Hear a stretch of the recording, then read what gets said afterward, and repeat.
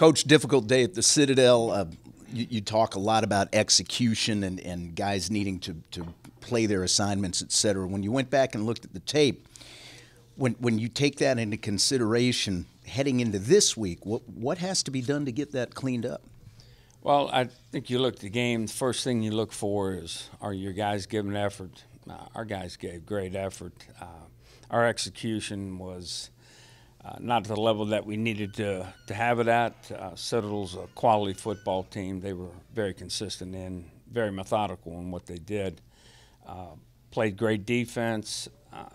We had some plays on them, but we were our own worst enemy.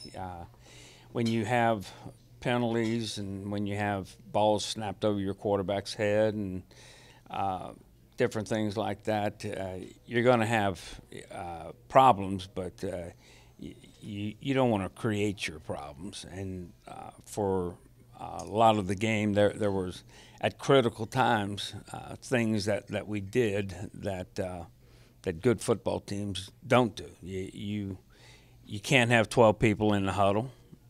You can't snap the ball over your quarterback's head. You can't have an illegal procedure 2 times in the same drive. Our whole mindset is to stay on schedule.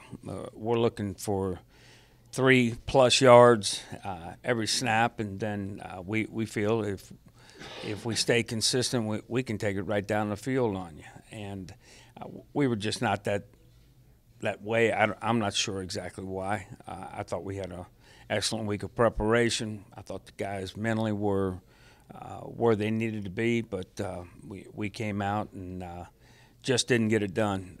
You've got to be a complete team when you play a good team, and Citadel's a very good team, and we just didn't get it done. Sometimes it was back and forth, offense and defense. Sometimes it was more one-sided offensively. But we've got to get things together. We've got to get consistent. You look at the team that we're playing, Western Carolina, very athletic football team, very well coached. And I've said it 1,000 times, there's no easy. There's no easy in this league. And if we're going to have an opportunity to be successful, we've got to execute at a high level on both sides of the ball and in the kicking game as well. And to do that, what we're going to do is try to hopefully cut some things back, limit what we do, try to make sure that the communication between sideline and huddle is squared away, and go out and have a great week of practice and then go play hard. Nick Colvin was limited at halfback, didn't play all that many snaps. What is his injury status situation? And then Evan Jacks took some big shots at quarterback. What hurt or what didn't hurt for him after the game on Saturday? Well, Evan took a lot of shots. When you're a quarterback in a triple option, you're going to get some shots. He's a tough guy. I think he'll be fine. When you look at Nick, he's had an ankle that's been a problem for him. We had a rain prior to the game, and he tweaked it a little bit in warm-ups, and just didn't feel like that.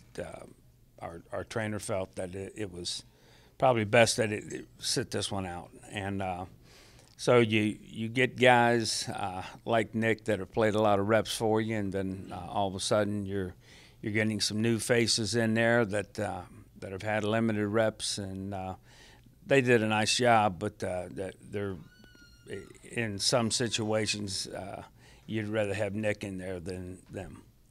At the safety spot, Nick Ward is done for the season with a shoulder injury. Jojo Tillery is now listed at the starter at one of the safety spots. What do you try to get out of a guy who makes his first career start so early in his career?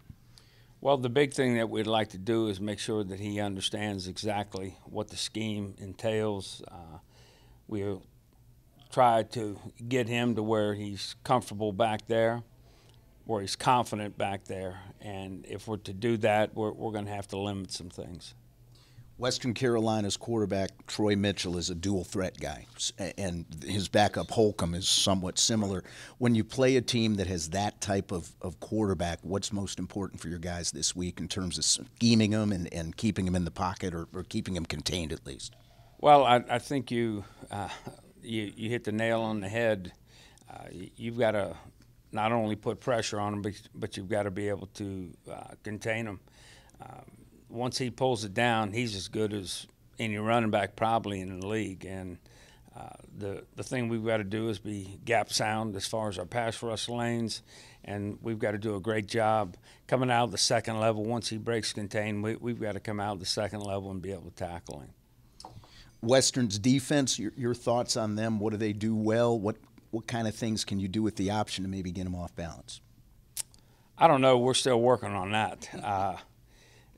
When you look at them, very talented, big athletic kids. Their interior, really big. You've got 6'6", 6'3s, and you've got guys that are 300 pounds or more. Those guys are tough to move, very tough to move. And the whole thing about triple option and zone blocking, you have to be able to create creases. And last year we looked at last year's film, and we had some problems with them.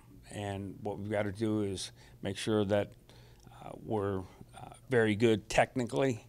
We've got to make sure that our pad level is where it needs to be, and we've got to do a great job of understanding the looks that they have to do our best to counter when they do blitz or when they do shift or front.